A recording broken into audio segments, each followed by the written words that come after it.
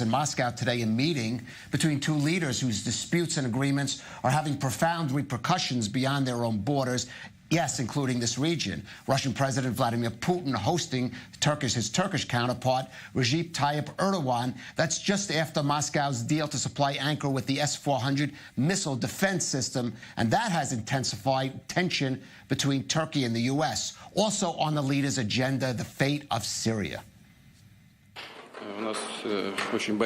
We have a really broad cooperation when it comes to international affairs. Contacts between our foreign affairs and defense ministries are flourishing, and the military cooperation too.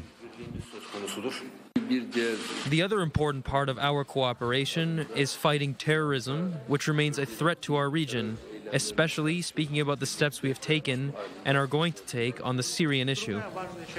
All right, joining us from Istanbul is Ali Mustafa, presenter for TRT World, and in Moscow, Dan Ashby. Dan, let me start with you. There's a little bit of back and forth, a little bit of mixed messaging from the United States on this S-400 shipment.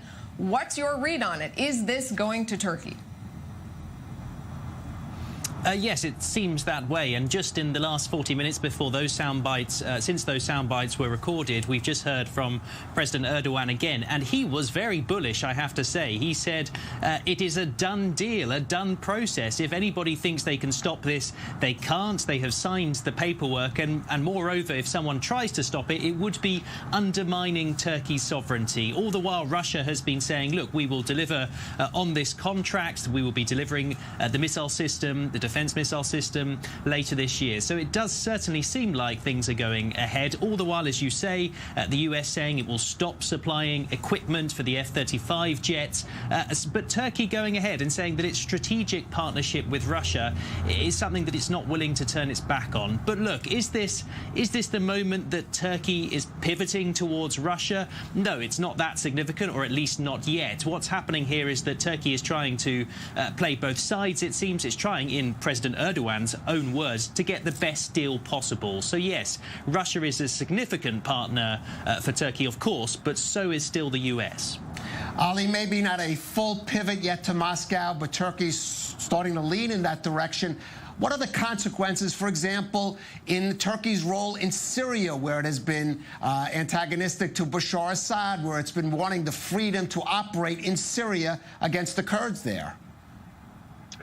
As Dan was mentioning, Caleb, in the past 40 minutes, there seems to have been movement on the Syrian front as well, with Russia and Turkey coming out. Putin now saying that Idlib remains the center of attention, number one, and Russia, it seems, as far as Turkey is concerned, won't allow anti-Turkish elements, so-called terrorists, mainly the YPG, the PK-killing YPG, along Turkey's border with Russia. But just to go back, it certainly looks like a pivot if you were to look at the situation in the context of what happened 3.5 years ago.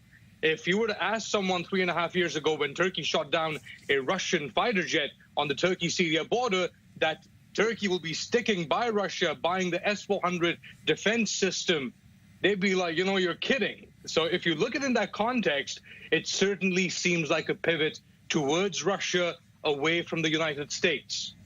Dan, where are Russia's interests there? Because we can kind of see pretty clearly, as Ali just laid out, what's in it for Turkey. Why is this relationship so important to Vladimir Putin? Well, first of all, this deal is so important to President Putin because to sell an S-400 missile system to a NATO country, it's not just the money. The money's not that much in terms of these major trade deals. It's the significance of the deal. If they can successfully sell a missile system to a NATO country, it sends a message to the rest of the world who are looking at Russia with some awkwardness, wondering about sanctions and all the problems that America has caused Russia. And it might say to the rest of the world, look, you can buy these systems from us. So the fact that Turkey is willing to buy the S-400 could be a major breakthrough for Russia.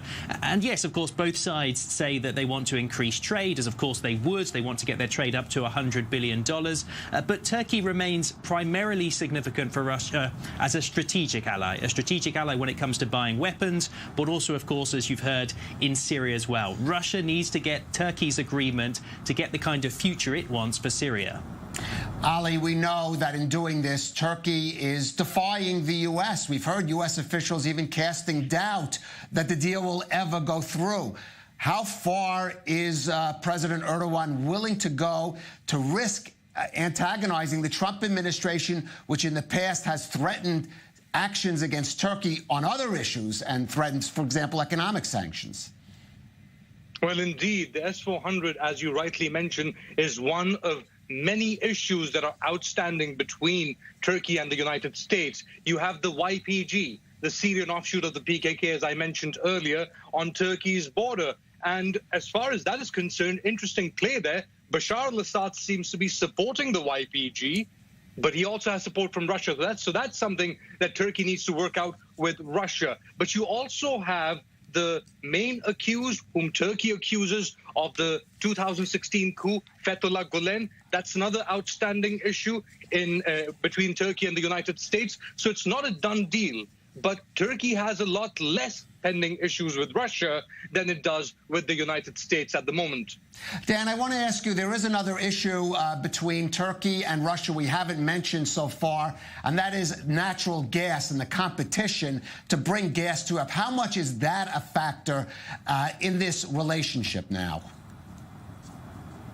Yes, a huge one. As we've heard all through today, Russia's sales are primarily about gas to Turkey. The trade relationship is very unbalanced at the moment. Russia is primarily benefiting from it. Of course, they say they want to change that. But the Turk Stream project allows Russia to bypass Ukraine, which is, of course, a troubled spot for Russia. There has been the ongoing conflict. And if it can successfully build the Turk Stream pipeline with Turkey's help, it can supply gas to Europe without going through Ukraine, much more stable, much more profitable for Russia, and a key resource for the future. So the very fact that Turkey is working together with Russia on that means it will be a strategic partner with Russia, whatever the US thinks, for years to come. Ali, one final point that's sort of hovering in the air is this threat that has been ongoing from President Erdogan to stage a military offensive against the Kurds. Where does that stand? Because there was a point where it seemed like it was imminent, and now not clear.